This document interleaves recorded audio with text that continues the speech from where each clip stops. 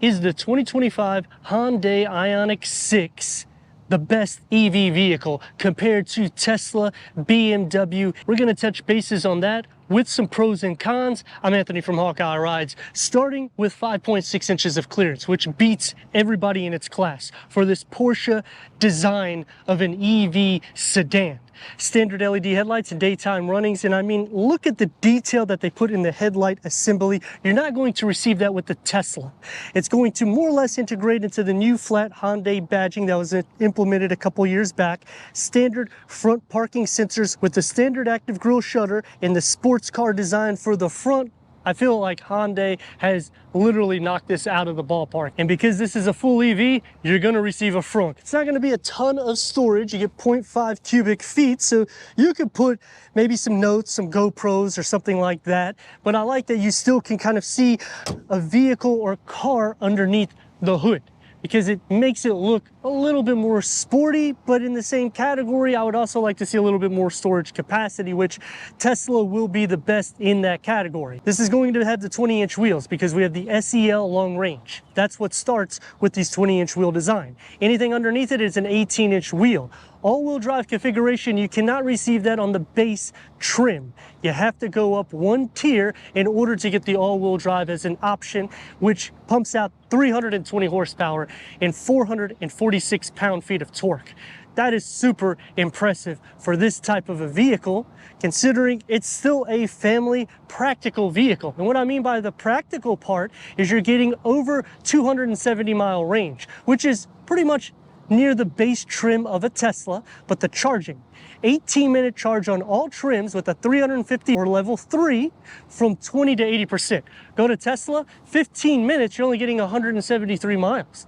This is going to have more miles, so it's actually quicker in the charge. Now, a full charge is over 7.5 hours, but that's for a level 2. Rear-wheel drive configuration with 225 horsepower, 258 pound-feet of torque.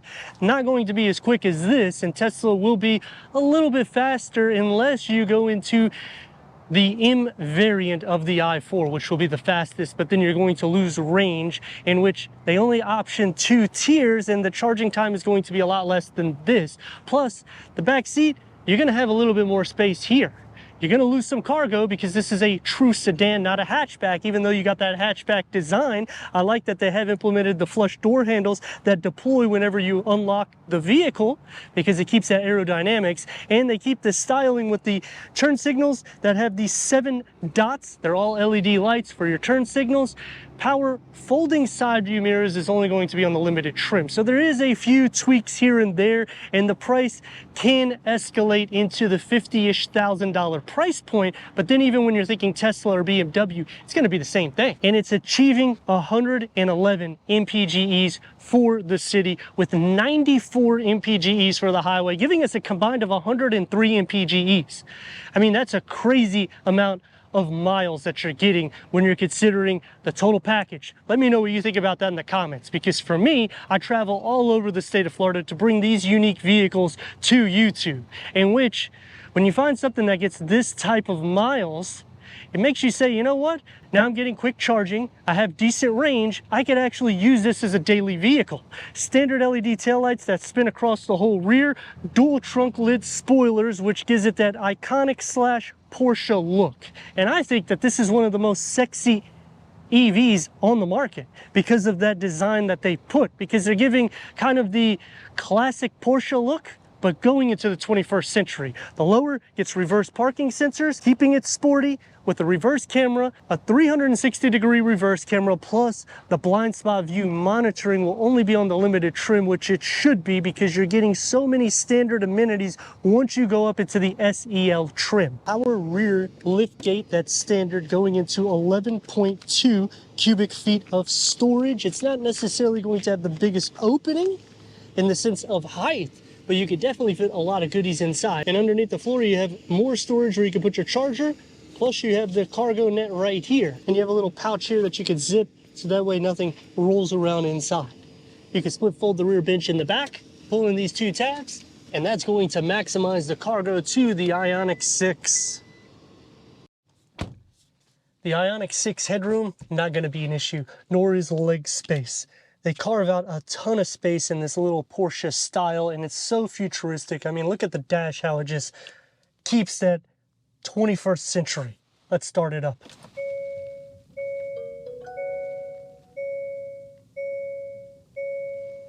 All trims are going to have this 12.3 infotainment screen with navigation, Apple CarPlay, Android Auto, Sirius XM, AM FM, streaming, Bluetooth audio, Blue Link, quiet mode. Switch it to reverse and we get a reverse camera. Click the sub menu and you can change the different views of your reversing.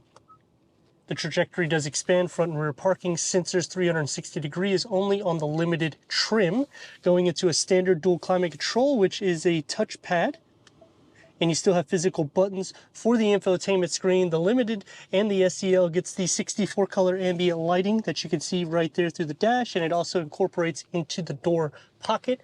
A wide moonroof is only on the limited trim. Auto dimming rear view mirror with the home links, which is for your garage door opener, starts on the SEL. Wireless charging pad is standard on all trims, and the key fob for the 6. This area here is very cleaned up. So you have the buttons to do auto up and down for all the windows. It starts on the SEL trim and goes up.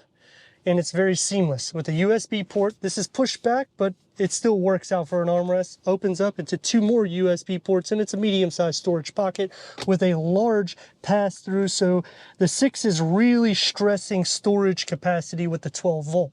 Leather-wrapped steering wheels on all trims. Heated is on the limited trim. Multi-function, and the fun part, the driving modes. When you click this, it will change the whole driving habits.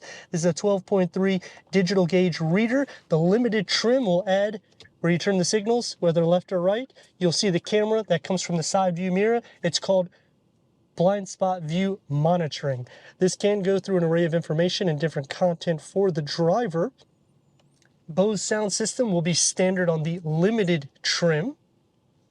And the dashboard and door, I like the configuration because it keeps that futuristic style. And this is a huge grab handle, so if you don't have room for multiple devices, say you're sitting in the back or on the passenger side, look at that. Just throw your cell phone there with a large storage pocket. And standard 10-way power seat adjustment for the driver. Cloth seats start off. The H-Track seats will be on all the other trims. Heated front seats is standard. Ventilated will only be on the limited trim. Going into the back, check out the opening that you got. Look at that, flat floor, so it makes it easy to slide in. And you still have that sport car design on the exterior, air vents, USB ports, a little storage tray with storage behind both of the front seats, cup holders with an armrest. And I mean, you could just see, paying attention to detail, they take it all the way into the back seats with the same style, soft to touch, 2 tiers of storage, so you can put your cell phone here, you can put your iPad here, you could probably put a little laptop here. I mean, they're just taking care of you. It's like a little SUV. Sliding into the center has absolutely no issues. Feet space, butt, leg, and shoulder space is also good, as well as headroom, and I'm at 6'3". And check out the knee room. Plenty. Even if you put these seats back, which I don't think you're going to put it much more further than I said. The Ioniq 6 with 320 horsepower. We're going to switch it into sport mode, which when you change the modes, this vehicle actually works. You can feel the difference, and you see what I'm saying by just touching the gas. The sensors or the electric pedal. The sensors are saying slow down because you have 446 pound-feet of torque. This thing is ready to rock and roll at any given point. I mean, look at it. Oh my God. She is fast. The regenerative braking for the paddle shifts is cool because you can hold them and it will actually apply the brake for you instead of you having to push the brake pedal. I would still recommend doing so because it's not going to be as hardcore as you pushing it. The sensors, the features, the adaptive cruise control with lane keep assist, this car just blows me away. It literally can go miles without you being engaged. And when you're thinking for a vehicle that's just over 50 grand, that is super impressive. That's why it's one of the best vehicles for EV. I get it, Tesla does a great job, but this charges quicker on a quick charge. You're gonna have more range from a 20 to 80%, 18 minutes, level 3 or 350. Now when you go into the Tesla Model 3 for the 2025 model, it takes around 15-ish minutes and you're getting 170-ish miles. you're gonna get a little bit more here. Now, if you wanna get optimal miles, you throw it into Eco, and you can see now that the car is really engaging to make it a little bit more difficult for me to drive. The nice thing about this though, is when you're using it between light and light, because there's a lot of stoplights and you're gonna hit some red and green, you can recoup some range, which on Eco, I got about 258. When I put it into normal, it drops about 8 miles. And then when I put it into sport, it drops another 7 miles. So you're thinking maybe 20 miles you're gonna lose going into sport mode, which I would typically use this going up onto the interstate. So when you pound it, you get up there quick. You're not going to give anybody problems merging in. Sound deadening could be a little bit better. We're at a $50,000 price point, but the features that come standard when you go into the SEL and up make this vehicle a little bit more attractive, because you will have the option features going into BMW, going into Tesla to make it what it is. And Tesla, I mean, let's face it, you get one screen in the front. At least with BMW and Hyundai, you're getting 2 screen with a 1 screen with a 1 panel layout. Turn radius at a stop point. Make sure I'm in sport mode. Let's rock and roll. 2 lanes.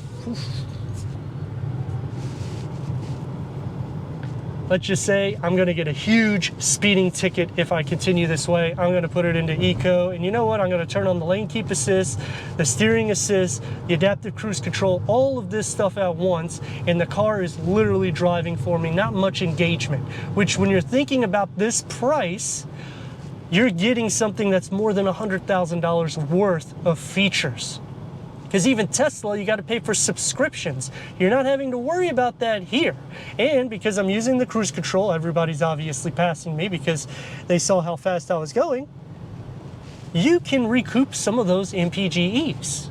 Now it's not all pros. There is some cons to the vehicle. Your cargo capacity is going to be light. It should have been a hatchback instead of a sedan, or give me the option of both, so that way I get more cargo capacity. 20-inch wheels is pretty much standard across nearly the whole trim line, which can make the ride a little bit more noisy. The sound deadening should have been improved. You have to go to the limited trim to get power folding side view mirrors, as well as the Bose sound system, as well as the ventilated front seats. Yes, I'm getting a total of 6 different charging ports plus a standard wireless charging pad, but I'm not getting wireless Apple CarPlay, wireless Android Auto. Do I sound like I'm picky? No. This is over 50 grand. Come on, guys. I mean, what do you think? Drop a comment. But when you're ultimately comparing it against Tesla and BMW, the value you're seeing trickle in is insane, because this vehicle is more than capable with keeping up with them. And even with the range, if you go to a base Tesla or even mid-grade, you're getting near the same range as you're going to be getting here. So you're not going so much more further, and the charging times are relatively close, which usually I wouldn't even be saying that in my reviews. I would say, you know what, I'm not even going to compare it to Tesla because it blows it away. But in this case, sadly, Tesla is dropping the ball a bit. And now Hyundai and BMW have picked it up a little bit. BMW will be the slower in the charging, but it's going to be the more sporty, and it's off a car chassis. So it's off the 4 Series. That, hands down, is my favorite trim to go to. But seeing this on the lot, I would definitely option one of these. But in the same category, would it be efficient for my daily use? Because I actually do travel quite a bit. Today's journey alone is over 100 miles just to review this vehicle. That would take over 50%, or right around 50% of the battery life of the range, especially with the heat being over 100 degrees in Florida. But let me know your thoughts in the comments. And if you're new to the channel, consider subscribing. Check out the next video, merchandise, website, and Instagram. Leave a comment and a like. And I'd like to thank Gettle Hyundai of Lakewood for giving us this 2025 Hyundai Ioniq 6 for our car review.